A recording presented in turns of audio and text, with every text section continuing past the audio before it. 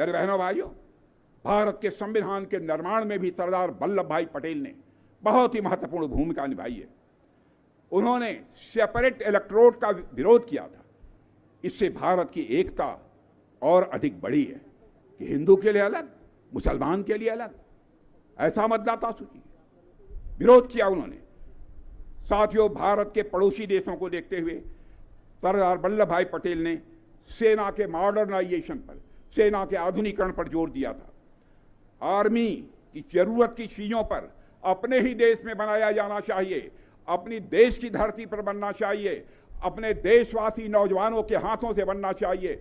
यह सरदार वल्लभ भाई पटेल का कहना था।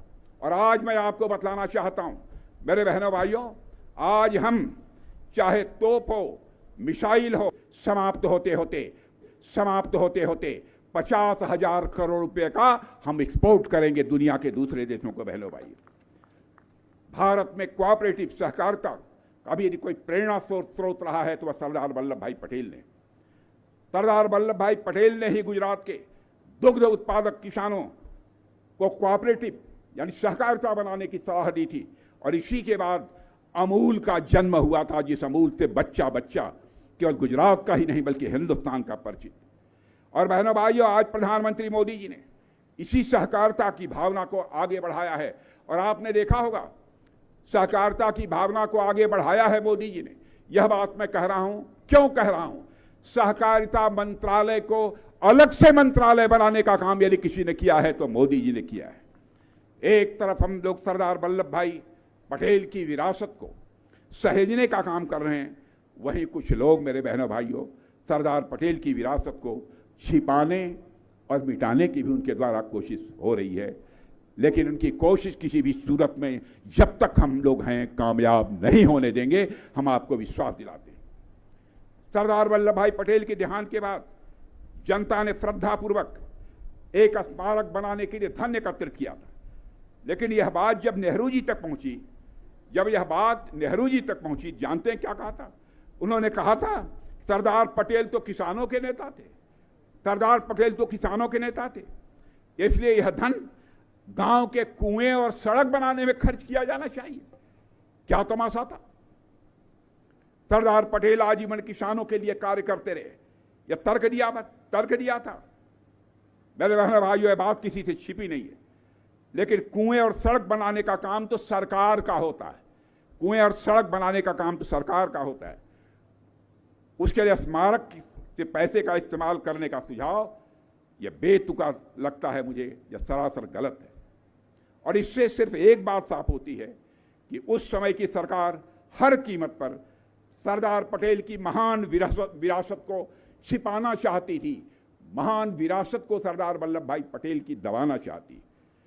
नेहरू जी ने स्वयं को तो भारत रत्न दे दिया, क्या सरदार वल्लभ भाई पटेल को उस समय भारत रत्न नहीं दिया जा सकता था? मैं इस सवाल का जवाब लोगों से मैं चाहता हूं, लेकिन उस समय नहीं दिया गया। प्रधानमंत्री मोदी जी ने स्टैच्यू ऑफ यूनिटी का निर्माण करा के, मेरे बहनों भाइयों, सरदार पटेल को उचित सम्मान देने का निर्णय लिया है। इसलिए आपसे मैं कहना चाहता हूं, एक बार तालियां बजाकर इसका अभिनंदन किया जाना चाहिए, इसका स्वागत किया जाना चाहिए। यह बहुत ही सराहनीय कार्य हमारे प्रधानमंत्री मोदी जी ने किया है। और साथियों, इस देश के करोड़ों भारतीयों के मन में एक ही भावना थी कि जिस महापुरुष ने देश को एक और अखंड रखने में अपने पौरुष और पुरुषार्थ का परिचय दिया है, उसको वह सम्मान मिलना चाहिए जिसका वह सचमुच हकदार है।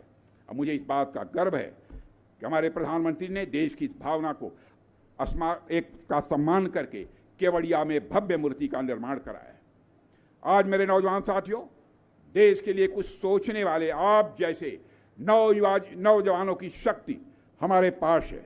अपने हाथों से विकसित भारत के स्वप्न को साकार करने की क्षमता यदि किसी के अंदर है तो आपके अंदर है। देश की एकता, देश की अखंडता, देश की सार्वभौमिकता को बनाए रखना, मैं मानता हूं कि एक ऐसी जिम्मेदारी है जो सरदार वल्लभ भाई पटेल भारत की भावी पीढ़ी को सौंप कर वह गए हैं। हमारी जिम्मेदारी है कि हम देश और समाज को सभी लोग एकजुट करने दें। जाति, पंथ और मजहब के आधार पर किसी भी सूरत में हम इस समाज को बंटने न दें। जो भी भारत में पैदा हुआ है, भारत की माँ की कोख से पैदा हुआ है, सभी एक दूसरे के भाई भाई हैं, बहनों भाई। हम जात, पंथ और मजहब के आधार पर कोई भेदभाव नहीं करते हैं।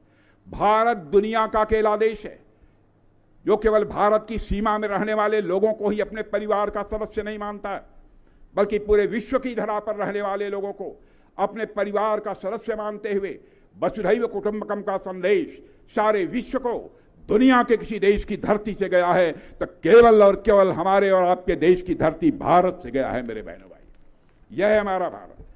हमें प्रण करना है कि अपने सरदार के संस्कारों को पूरी निष्ठा और पवित्रता के साथ अपने जीवन में उतारेंगे, साथ ही साथ भारत की पीढ़ियों को हम तैयार करेंगे।